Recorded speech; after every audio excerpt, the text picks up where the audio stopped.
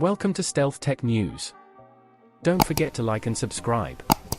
Today we will be discussing the most successful machine gun ever made, the MG-3.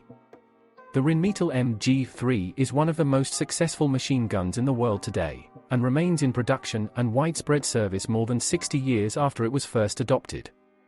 There is little to be said of the MG-3's design or development, as it is essentially just an improved MG-42 rechambered for the 7.62 by 51mm NATO round.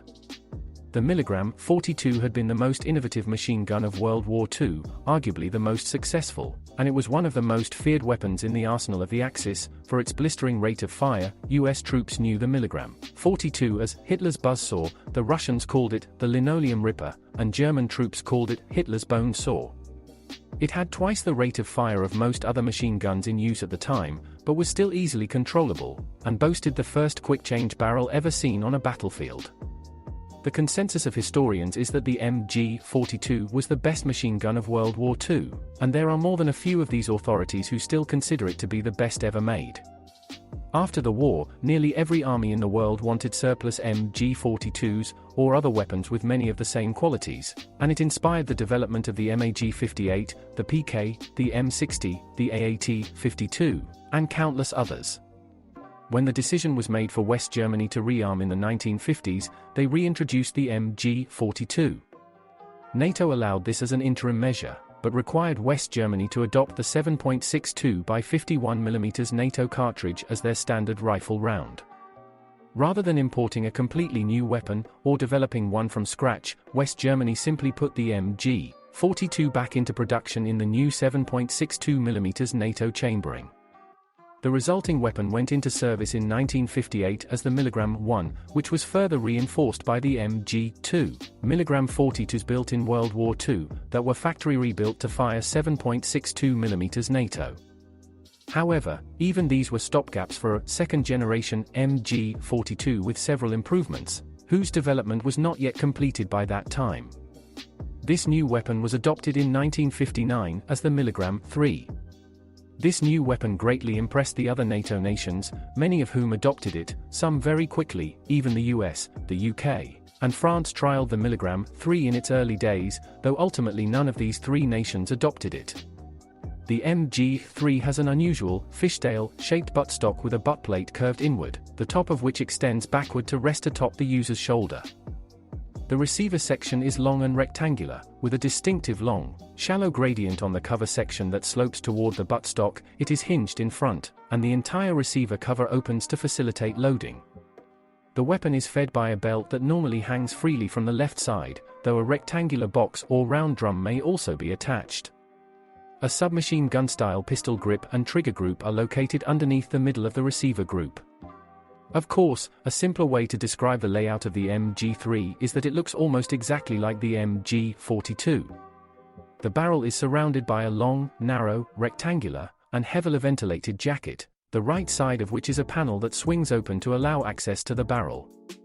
A folding bipod and conical flash hider are fitted to the end of the jacket. The receiver, barrel shroud, and bipod of the MG-3 are made of stamped steel, while the barrels are bored from cold-rolled steel. The furniture is typically a synthetic polymer, though older examples of the Milligram 3, notably the MG-1 and MG-2, have wooden furniture. Interestingly, aside from the barrel, chamber, and action, most components in the MG-3 are interchangeable with the MG-42.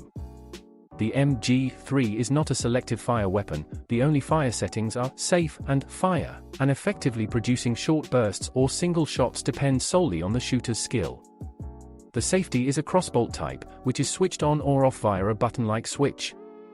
The cyclic rate of fire may be altered by installing different bolts and recoil springs, and the conical muzzle brake also doubles as a flash hider and a recoil booster. The MG-3 is short recoil operated and striker fired, with a roller-locked bolt carrier, and fires from an open bolt. The bolt carrier consists of a bolt head, which includes a spring-loaded casing extractor and ejector, and body, two cylindrical rollers, a wedge-shaped striker sleeve, and a return spring. The striker sleeve locks the bolt in place. Both the barrel and barrel extension recoil when the weapon is fired, which cycle the action by colliding with the bolt carrier and drive it rearwards, retracting the striker sleeve, which unlocks the bolt, and camming the rollers in and out of their sockets via fixed cams, which also unlocks the bolt head. The bolt carrier and bolt continue to travel rearward, steadied by a set of fixed guides, while the barrel and barrel extension return to battery.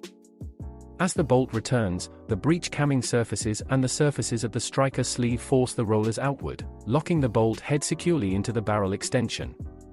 Spent brass is ejected from the weapon when the ejector strikes the buffer head, which drives the ejector bar forward and strikes the ejector pin. The pin pushes the casing, still held at its base by the extractor system, downward, forcing it out of the weapon through the ejection chute underneath the action. The roller locking mechanism was an especially important innovation of the preceding MG-42, and was the sole reason that it was manageable with such a high rate of fire. To reiterate, most machine guns in World War II had half the MG-42's rate of fire. As with the delayed roller used in the later MG-3 and SG-510 rifles, a side effect of the roller locking system was to eliminate most of the weapon's oscillation and muzzle rise, which enabled gunners to send a tremendous amount of bullets downrange with reasonable accuracy.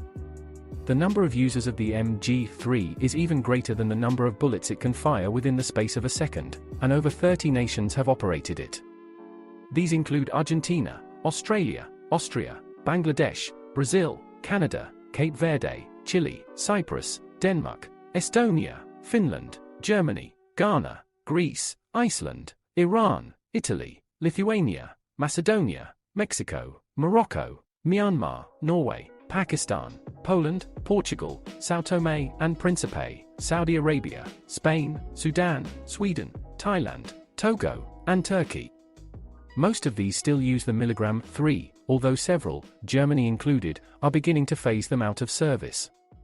In addition to being manufactured in Germany by Rheinmetall, the MG-3 has also been manufactured under license by Steyr in Austria, EBO in Greece, in Italy by Beretta, Franchi, and Whitehead Motofides, in Mexico by Sedena, in Myanmar by Ka Parsa, in Iran by AMIG, in Pakistan by POF, in Spain by Santa Barbara, in Sudan by MIC, and in Turkey by MKEK. A new mg-3 costs about $3,000.